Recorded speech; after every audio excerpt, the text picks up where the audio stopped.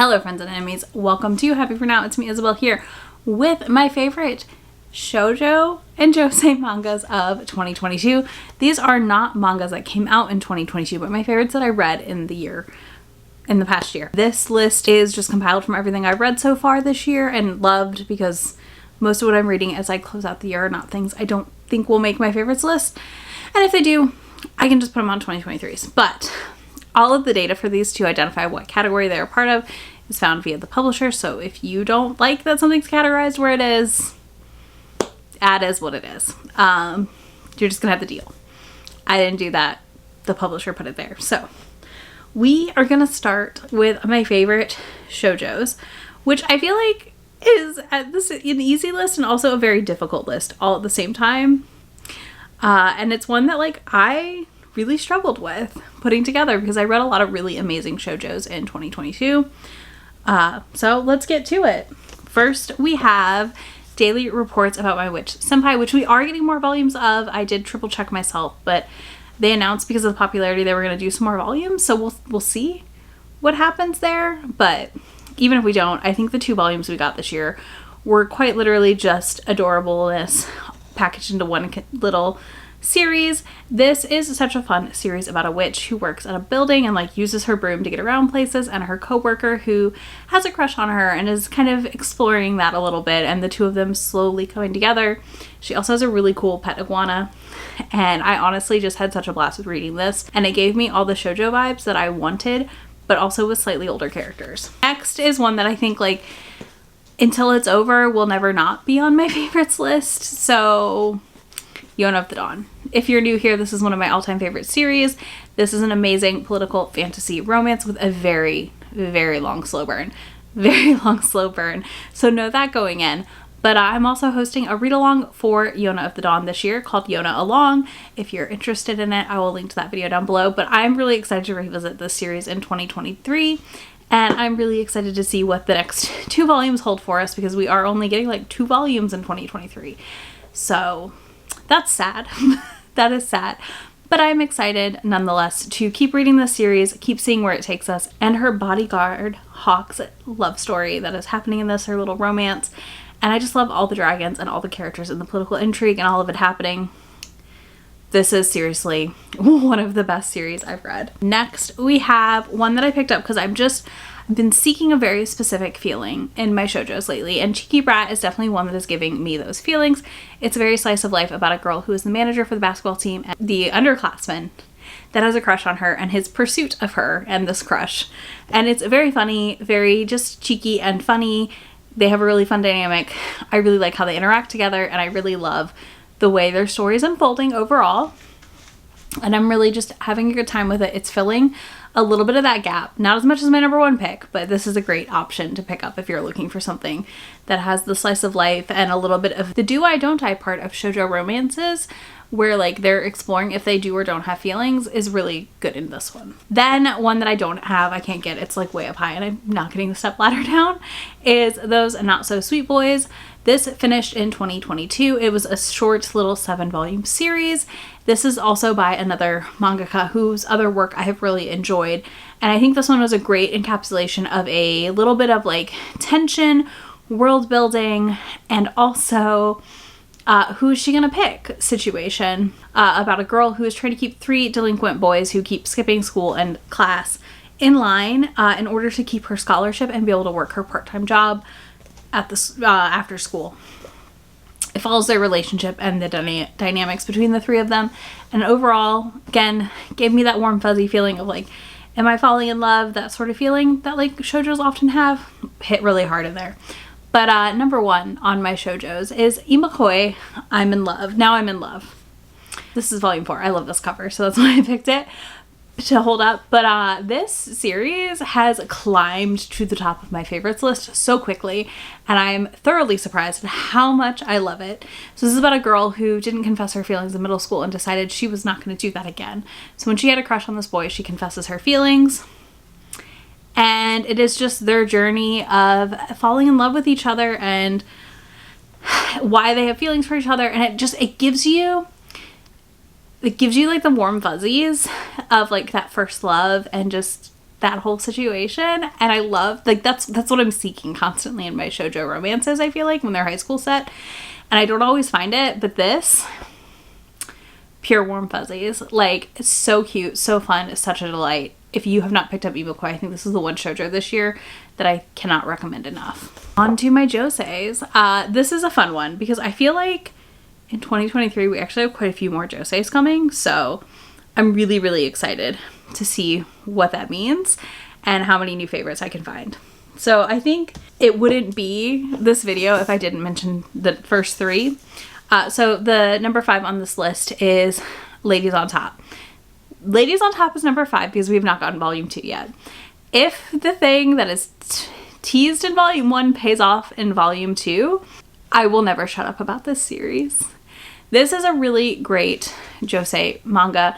This is smutty, so it does have sex on page, so be aware of that. The next 3 I'm talking about are definitely on page things happening. So this is amazing. Like, absolutely amazing. This follows a girl and a guy who meet up, and like, he kind of likes being dominated and she likes being the dominant, and it's their exploration of that a little bit and not adhering to the gender norms that are expected of them perhaps a little bit here, and some pegging is mentioned. Again, if it pays off, straight to the top of the list, but if it doesn't in volume 2, it's still going to be one that I really enjoy reading and continue to pick up.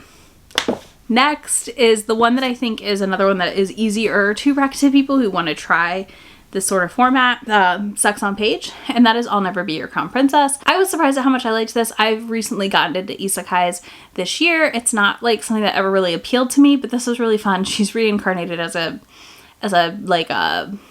lord's daughter and ends up being betrothed to the prince, and is very resistant to the fact because she didn't agree to it and some things happen. There is some like non-consent in here, just FYI, but this is really, really fun so far.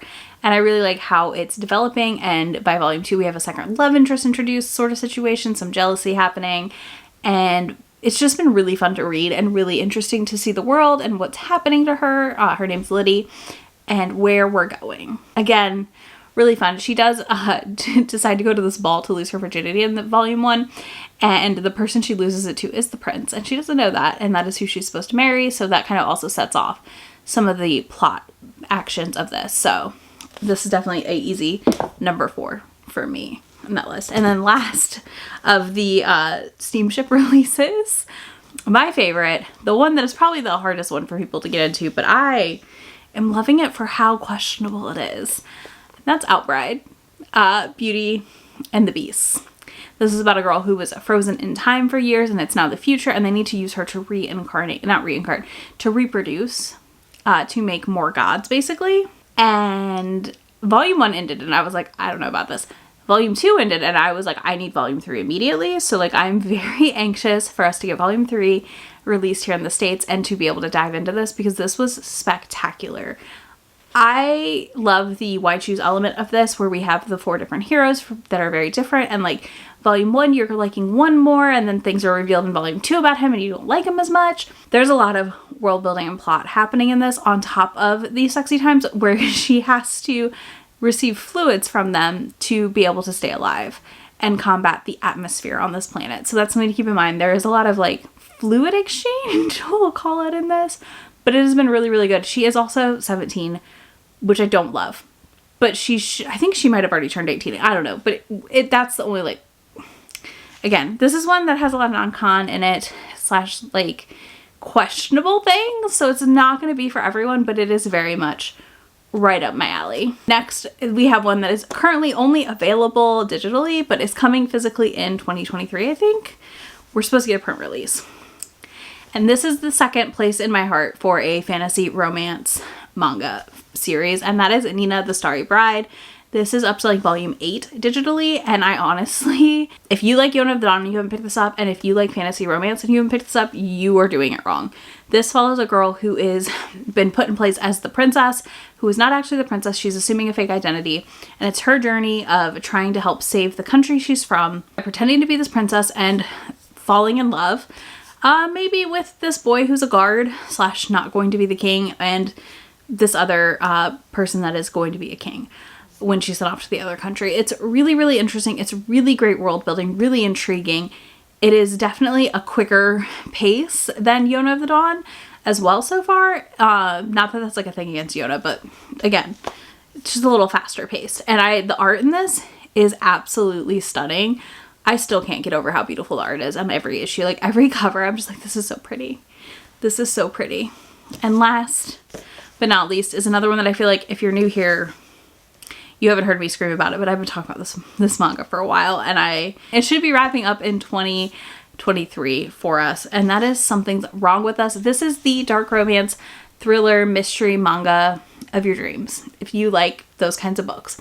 Because this follows a girl who watches her mom be put away for murder that she did not commit and vows to solve the mystery. So she goes back to the like candy shop that the family owns where her mom worked. And she is falling in love with the supposed son of the late owner who has since died, who her mom supposedly killed. He witnessed his dad's death.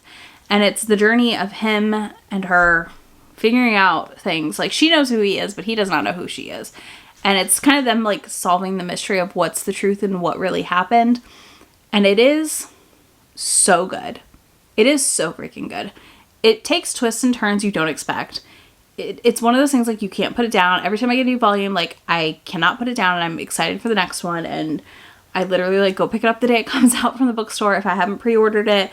It is one of those ones that like I am just dying for every new release because it is that good. And if you like dark romances, you like some taboo, you like some twists and turns, this is it. This is for you. You will leave like the first couple volumes going, what on earth? Because that is how good it is. It is so freaking good. So this is my all-time favorite Josei of 2022. And I can't wait to see where it ends. But I can't tell you too much because like I feel like I'm gonna give it away. Like there's so much happening. Those are my favorite Josei and shoujo mangas that I read in 2022. Let me know in the comments your favorites from the year, or if you have a rec for me that you think I should check out. And if you don't want to do that, leave me a flower emoji of your choice. And I will have links to all of these books for you in that description box, as well as links to my friend anywhere on the internet. And I will talk to y'all in just a few days. Bye. Already packing, come with me. I'm not really asking. We'll get away to a place where we don't know. About to see the world in action, what we can be. Life with no distractions. We'll get